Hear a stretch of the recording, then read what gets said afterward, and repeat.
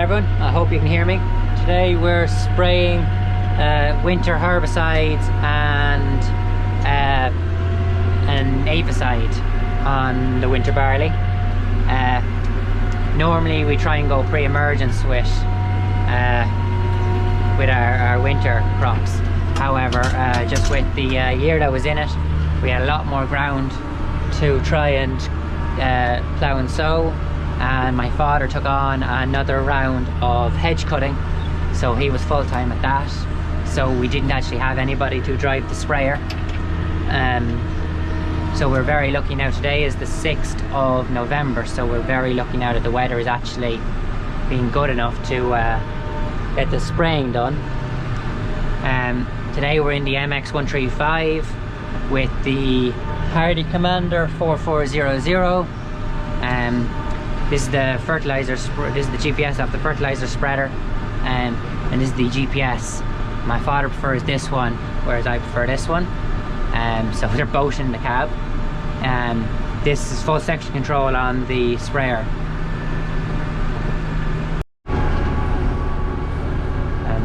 Sorry about that, never done a moment, phone ringing.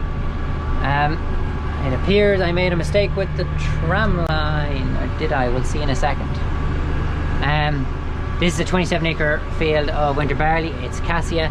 Beside it we have 28-acre field of winter barley is castings.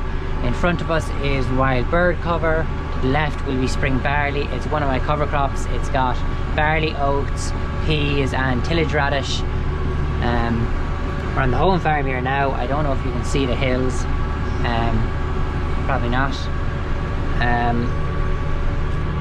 Yeah, we're on 24-meter booms, and as I said, the sprayer is 4,400 litre, which is a great job in my opinion. When we bought it, my father wanted to buy a Bertha, I think it's a major, a 3,200 litre, because it was bigger than the 2,800 litre Hardi we were changing. But I knew we were expanding, and we'd want a machine that was capable of getting through the acres as well as covering ground. It's a great sprayer, and the biggest problem with it is that my father was spraying with the 90 horsepower Case 5120.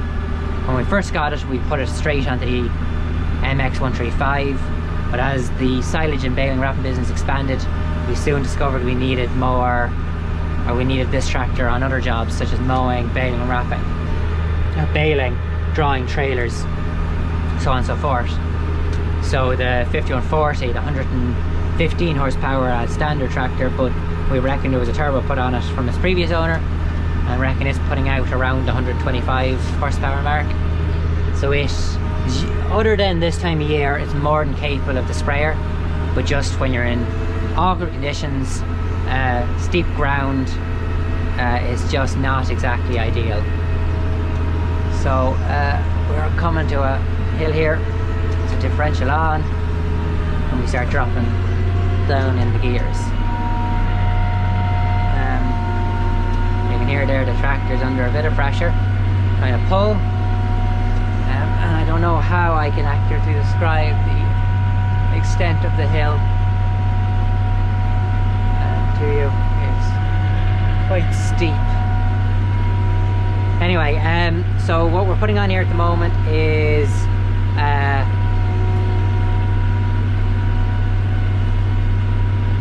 actually can't even remember what it's called.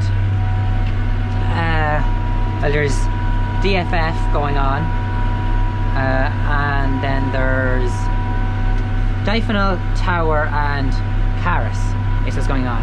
Caris, the active ingredient in Caris is lamba. You can see a stone there that was too big for me to lift with one pass.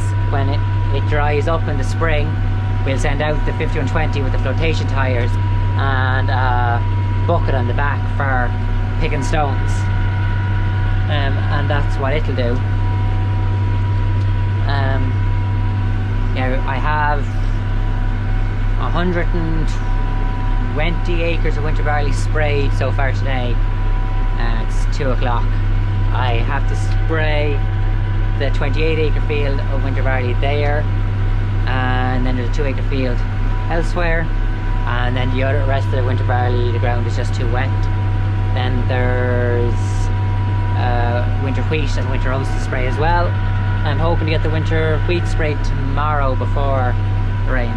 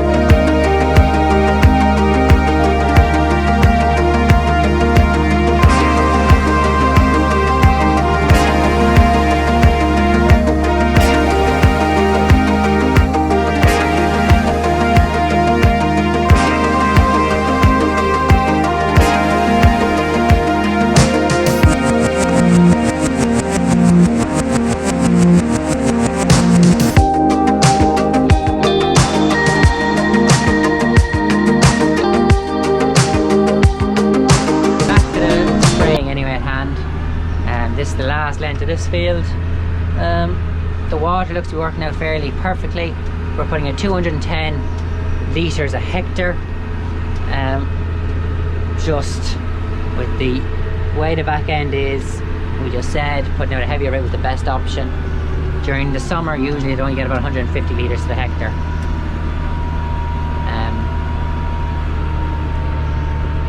I don't think you've actually gotten a proper introduction to the MX before. This is the MX 135. My father bought it with 300 hours on the clock in January 00. It's a 1999 machine. And he's had it since then. He hasn't done anything to it really other than basic maintenance. Before we got the 6485, he used to do the sewing with it, and it worked with no bother. There was front links on it, but they were older style front links. So one of the very first things I did when I got home was I took them off and put the weight carrier back on, because when I not took over at home, but when I entered the partnership, we had the 6490 for sewing, the 6485 for the 5/4 up plough. It wasn't needed, or we didn't need the front links on this. Then when this was going baling, the yoke was sticking out too far, or the front links were sticking out too far in front for baling, mowing, drawing, or even trying to get out on the road.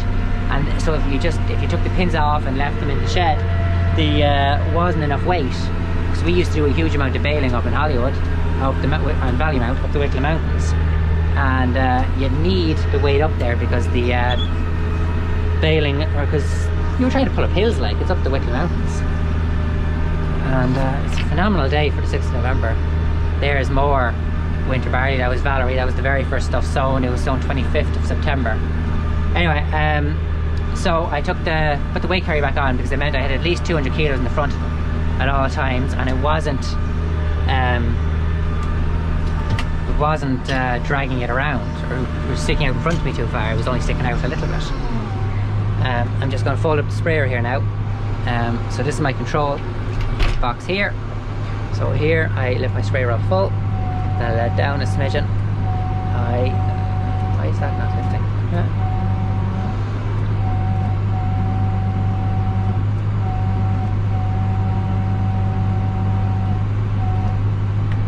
Okay.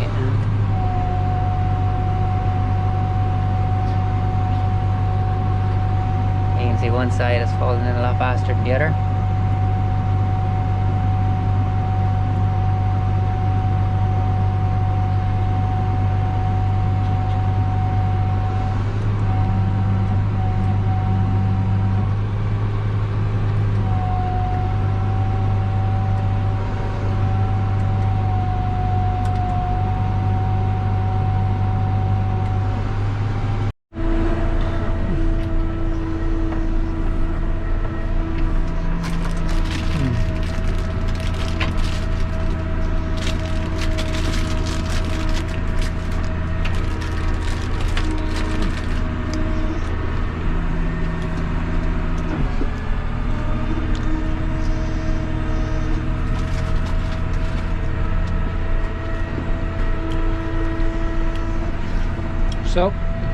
We're back spraying again here.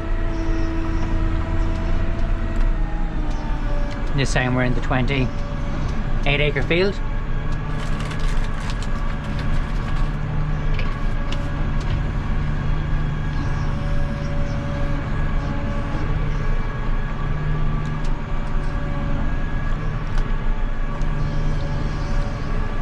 So there's my control box here. Coming into a corner here now.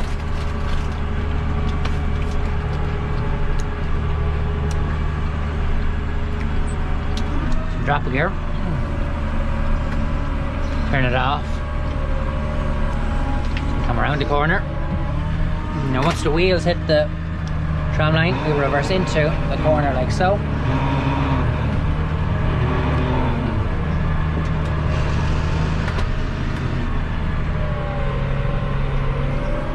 For fungicides, it's dealer's choice whether you reverse in or not. Same with insecticides.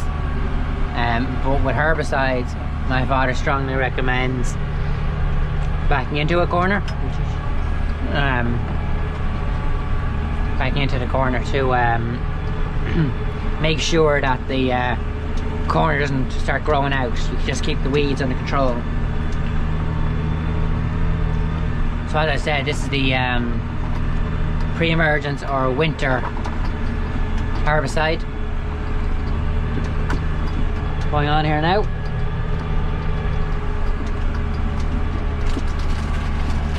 And yes, I would like auto steer on the tractor.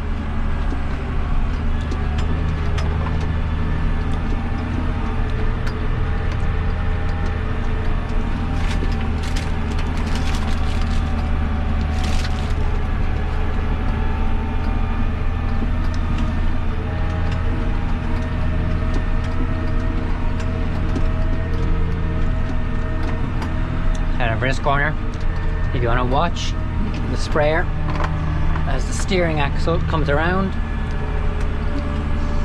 I apologise, I didn't have steering axle turned on that time. That's my fault.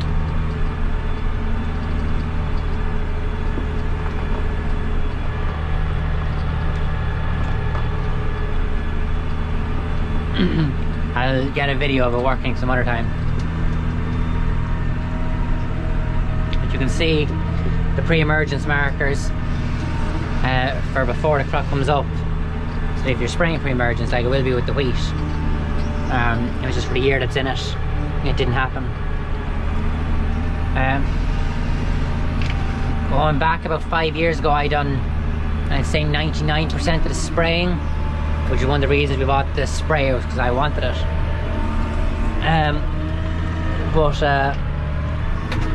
Open the window.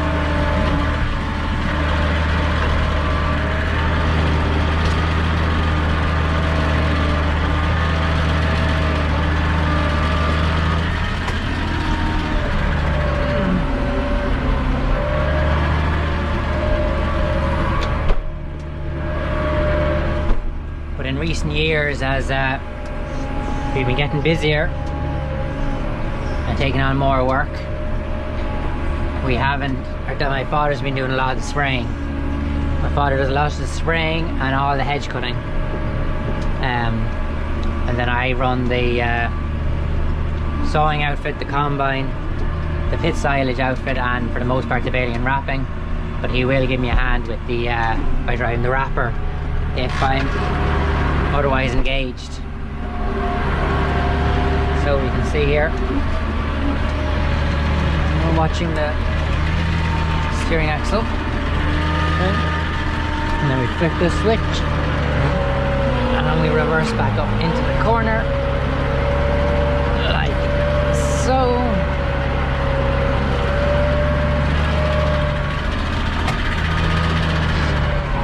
And then forward again.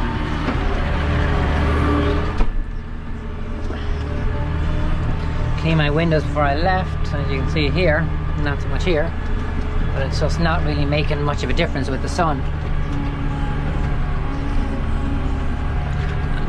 Me and my father are at odds on a bunch of things. It's the young way of doing things versus the old way of doing things, I suppose, or his way of doing things, not calling him old. But I like to keep about a half a metre out from the ditch for a variety of reasons. But one, main reason is for safety. Just if there's a branch or something hanging out of the ditch and it gets caught in the sprayer, then you're in trouble. Whereas if you keep out that half metre, at least you might miss that branch. Speak of the devil. Sorry, I have to keep hanging up the phone every time, or I have to keep turning off the thing every time I answer the phone, because I never know what we're going to be talking about. Yeah, anyway, so the hope is that this is the herbicide treatment for this crop finished, unless something gets out of control in it. That's it done. This field's year 4 of rotation, so it had oilseed rape, wheat, oats, and now we're into barley. Yeah, so this is the reason for the rotation was because we were getting bad sterile brome in this field, the one we were just in and the one beside it. Now we have control over it. I wouldn't say we've beaten it or gotten rid of it, but we have control, which, as far as I know, is kind of as much as you can hope for with sterile brome.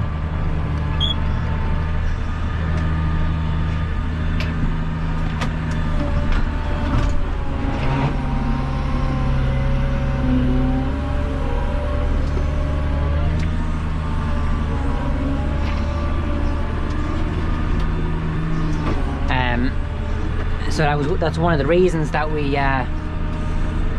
started using a pre-emergence, was because we were told that pre-emergence stunts the sterile brome enough for the crop to try and get ahead of it, and that Firebird is one of the best. Firebird twice. I'm not sure what the active ingredient Firebird is, but anyway, it's also known as Navigator, and I was spraying it yesterday.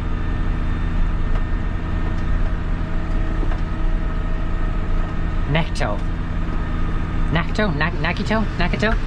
something along them lines anyway.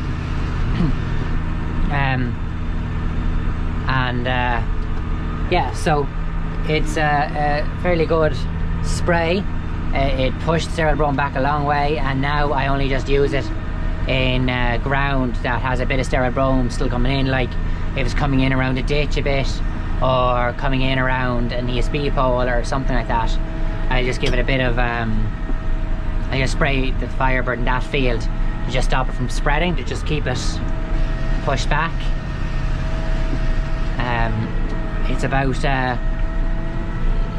efficient use of sprays, and we find that this is fairly efficient, because we last year we only sprayed once for herbicides, and then we didn't have to spray any more herbicides for the rest of the year.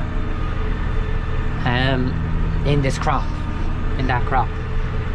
So anyway, so then for the winter barley, for the year that I was in it, because it was a good year, we only actually needed a spray and a half. So the T1 was full rate, no T2, and T3 was at half rate. And the same with the wheat actually. The wheat got a T0, no T1, a half a T2, and a T3. Which was a considerable saving. So every little helps. Yeah. The oats got 2 sprays. Spring oats only got the 1 spray. And most of it didn't even get sprayed off. We were able to get moistures fairly low, and nothing was too badly lodged that it needed spraying off. I mentioned before that I'm not a big fan of spraying off, but needs must sometimes. Although I will say that my opinion is I'd have to throw a huge amount of spray at a crop to keep weeds under control. You're better off to just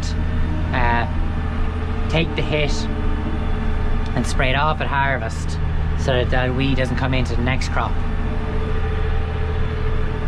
But that's just me. Yeah, we're still here on a banky field. I don't know if you can see it or how well you can see it. It's not as bad as that one beside it. Last year that one was barley as well. What our rotation is oilseed rape, wheat, oats, barley, then it goes beans, wheat, oats, barley again, and then oilseed rape again. That 40 acre field and that other field over beyond, they're exempt from the rotation simply because they won't grow winter corn. So I try to rotate them with oilseed rape if the year looks promising, because if it gets late into the year we won't get in with a combine, and that's one of the reasons we don't. But anyway, so oilseed rape goes in them. It was in that other one a few years ago. That other one is earmarked for beans this year. Yeah, I made a boo-boo there and I didn't drop gears.